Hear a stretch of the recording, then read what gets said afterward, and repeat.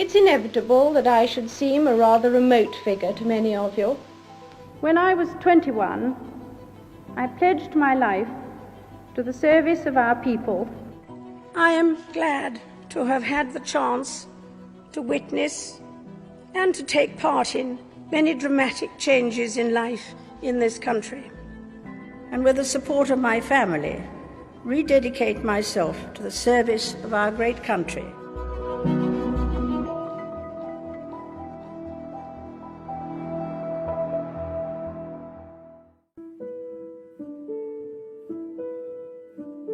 Queen Elizabeth II ushered the monarchy into a new and radically different era.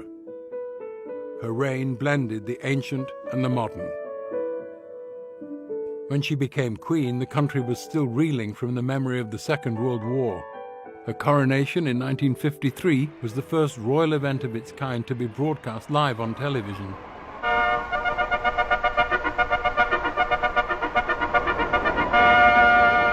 And it offered the British hope that something better was in the offing.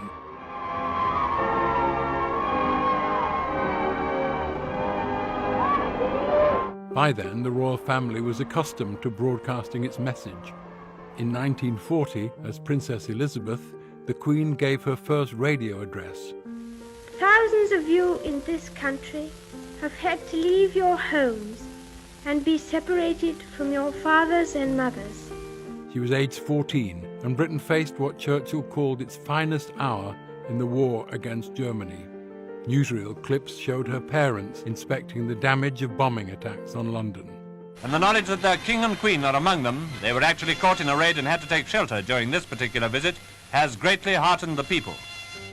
The royals understood the power of imagery, and television showed what the monarchy did best: the pageantry that celebrated its position, reinforcing its stature and the vital mystique that underpinned it. For the first time since her coronation, we saw the great state coach, ornate, gilded, richly painted, perhaps the world's most beautiful anachronism. This was technology that molded and massaged the information that reached the public about an ancient and distant institution.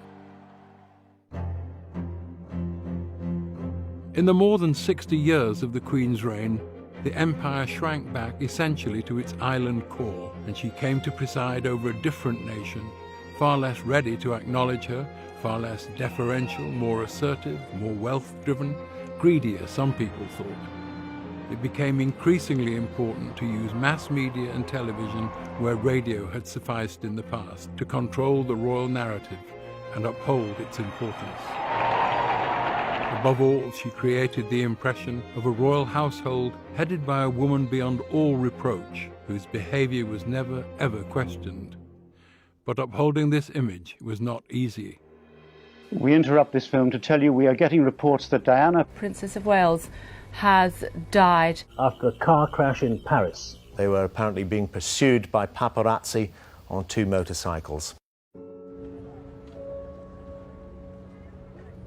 After the death of Princess Diana in 1997, the Queen almost lost public sympathy irrevocably, seeming very, very distant, almost aloof.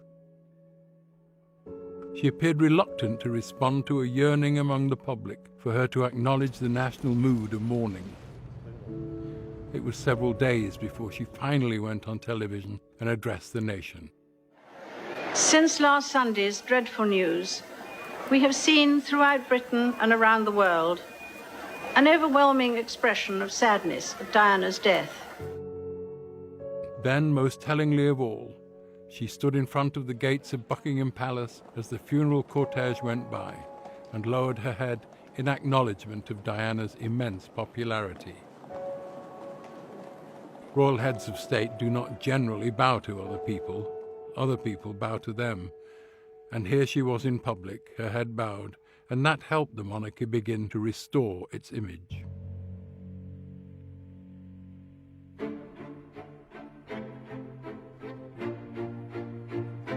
As information became more readily available on computer screens and smartphones, the royal family established its own website. It took an account on Twitter. It used YouTube to broadcast its bigger moments. you would find scripted, cautiously laid out material that was designed overwhelmingly to create and reinforce the impression that this was a family at the service of the nation itself. They wanted to make sure that they didn't say the wrong things, that they kept their mystique. But that became harder and harder to do, and the junior members of the royal family made that harder to achieve. Prince Harry, her grandson, and Meghan Markle had decided to leave the royal family and set up a separate life for themselves in California. They went on to make various accusations against the royal family during a television interview with Oprah Winfrey. Months when I was pregnant, we had in tandem the conversation of he won't be given security, he's not going to be given a title, and also concerns and conversations about how dark his skin might be when he's born. The impact of the new technology had been reversed.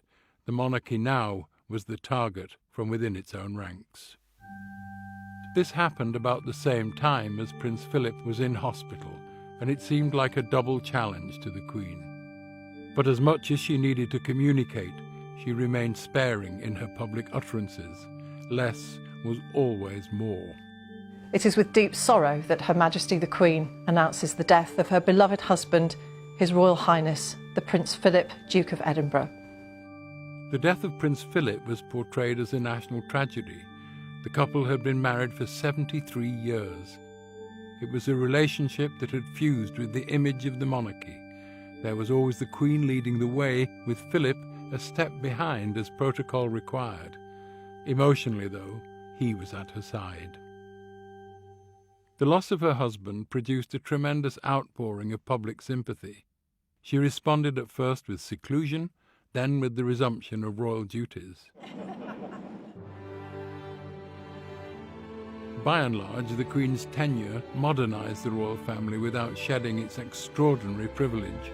It changed the way the world perceived the ancient institution and the way the institution reacted to the world. But at its heart, the monarchy remained ambivalent, bereft of executive power, reigning only with the tacit assent of its subjects, yet central to Britain's sense of itself. Looking back, one's tempted to think, what was it? When did the Queen define how she saw her role? And you could probably say in one speech in 1957. I cannot lead you into battle. I do not give you laws or administer justice. But I can do something else. I can give you my heart. This would be her legacy as her reign came to an end, the longest rule of any British monarch.